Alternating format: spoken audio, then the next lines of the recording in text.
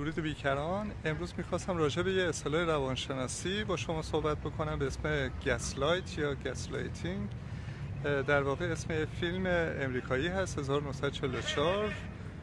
ماجراش به این شکله که یک زن و مردی که توی خونه زندگی میکنن، مرد نشون میده که از خونه داره میاد بیرون ولی کن مخفیانه برمیگرده و چراغ‌های گاز خونه رو نورش رو کم و زیاد میکنه. توی برگشت خانومش این نکته رو بهش عنوان میکنه ولی کن اون جوری وانمود میکنه که خانومش دچار توهم شده و همچین چیزی تو واقعیت اتفاق نیفتاده و نمیتونه اتفاق بیفته.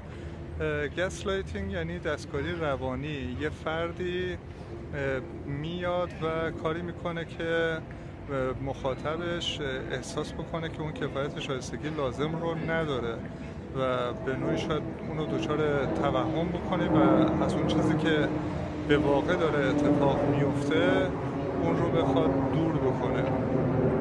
توی دنیای واقعی گسلایتینگ چطوری میتونه اتفاق بیفته؟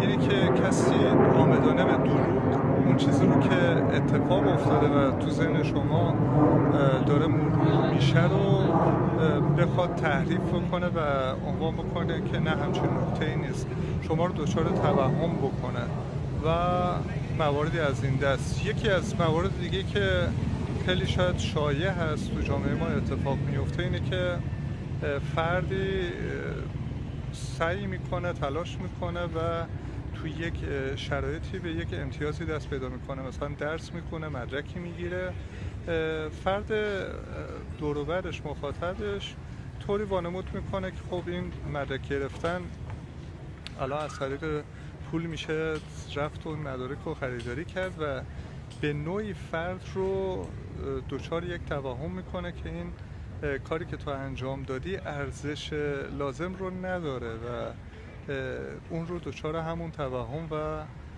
درگیر یک نوع بیکفایتی کاذب میکنه. امیدوارم که این مطلب برای شما مفید واقع شده باشه.